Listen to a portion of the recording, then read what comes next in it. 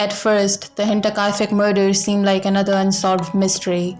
Then you discover what happened after the murders, and that's when the real mystery begins. 6 people were murdered on an isolated farm in 1922. That part, awful as it is, isn't what makes this case famous.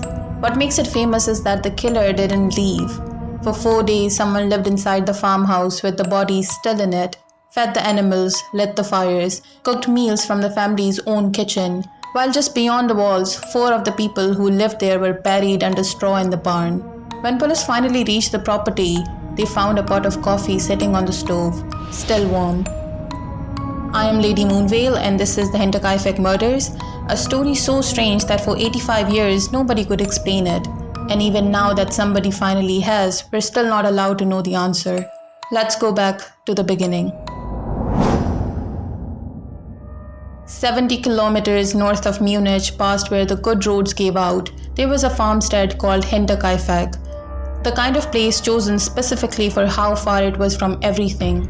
Dense forest on every side, no neighbors close enough to hear you if something went wrong. 6 people lived there. Andreas Gruber, the patriarch, his wife Mrs. Gruber, their widowed daughter Victoria, and Victoria's 2 children, 7-year-old cat Celia and 2-year-old Joseph. This was a farm built for isolation, and nobody expected that isolation to become a tragic story. In the weeks before the murders, the strangeness had already started. Andreas found footprints in the snow one morning, deep, heavy prints cutting a straight line from the tree line to his front door. He followed the trail back with his eyes, the way anyone would, looking for where it started. He never found an answer because the trail only went one direction. He didn't report it. Out here in 1922, you didn't call police over footprints. Then a newspaper turned up on the kitchen table. Nobody in the house had bought it. It was simply there one morning like it had let itself in. And before any of that, weeks before, the family's maid had already quit. She told the whole village why. Footsteps at night directly above her room, and scratching, the kind that isn't rats, and anyone who's actually lived with rats in the walls will tell you they know the difference. Nobody believed her enough to do anything. She left anyway. None of that seemed connected. Not yet. On March 31st, a replacement arrived. Maria Baumgartner, 44 years old. That was her very first day of work. She would not live to see her second. Nobody survived to tell us what happened next. Everything we know is because decades later, forensic investigators rebuilt that night from what the bodies themselves could say. After dinner, the family did what they always did, walked out to the barn to feed the cattle, one at a time, into the dark. Andreas went first, and when he didn't return, his wife followed to check, then Victoria, then her 7-year-old daughter, trailing behind. Waiting for them in a barn with no witnesses for miles was a mattock, a heavy farming tool, pulled straight from their own shed, used in the dark on all 4 of them. Their bodies were dragged together and buried beneath a layer of straw, not so much hidden as put away, the way you'd put away something you didn't want to look at anymore.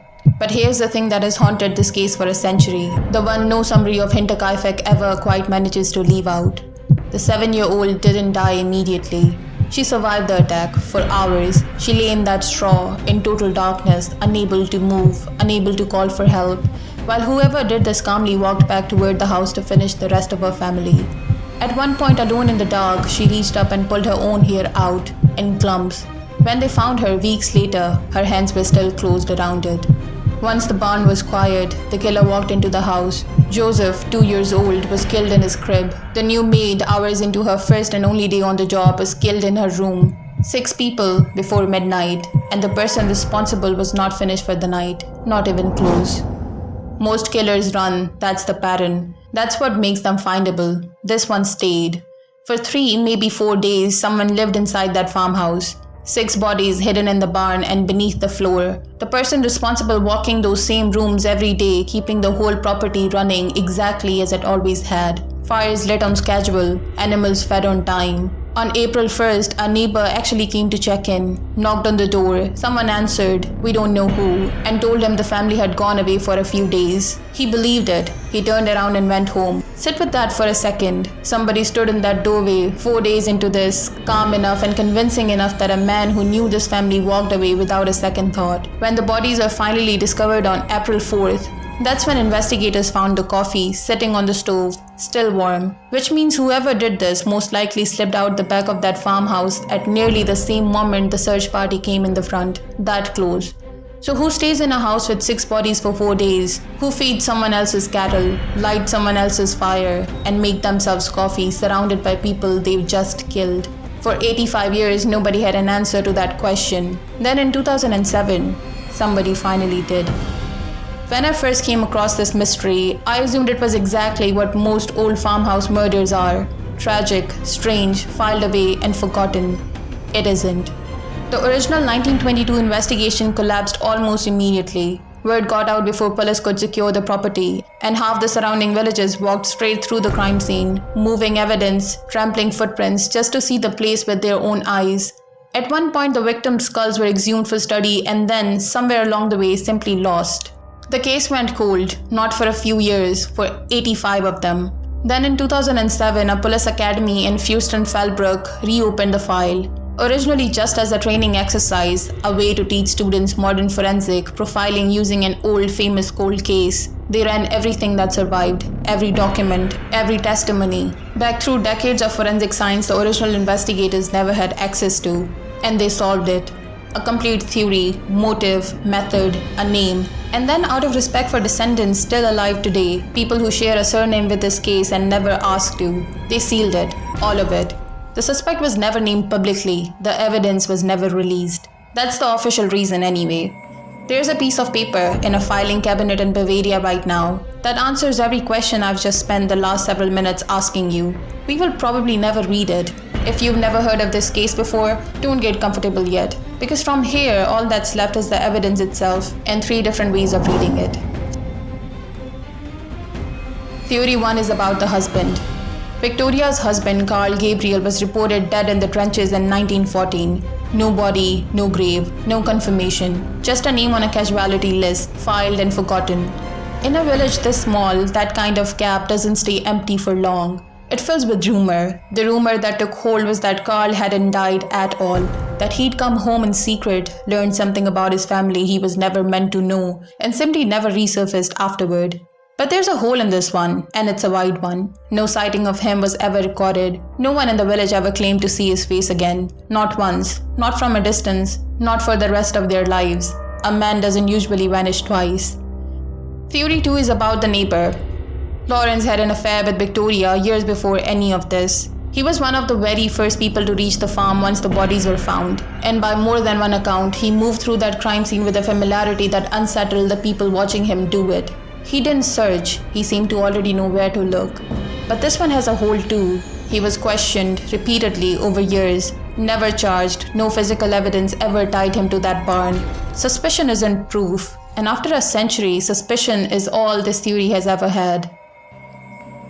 Theory 3 doesn't stay in Bavaria at all. For years, the footprints and the scratching in the attic were read as a local stranger watching this one family. Then researchers looking into unsolved family murders from that era noticed something colder.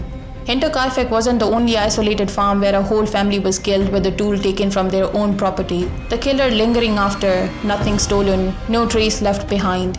The same pattern turned up on farms an ocean away, years apart, never connected until long after anyone could ask the right questions. One name has been proposed, a migrant laborer moving farm to farm, leaving the same ending behind each time. If that holds even partly true, Hinterkaifeck wasn't personal, it was one stop. The hole? The trail runs cold in exactly the years it would need to reach Bavaria. No confirmed sighting places him anywhere near Munich in 1922.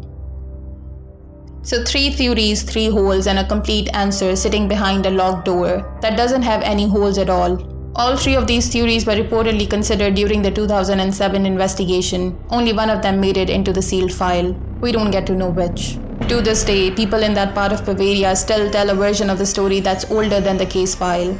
The one about the footprints in the snow, the ones that only ever go one way.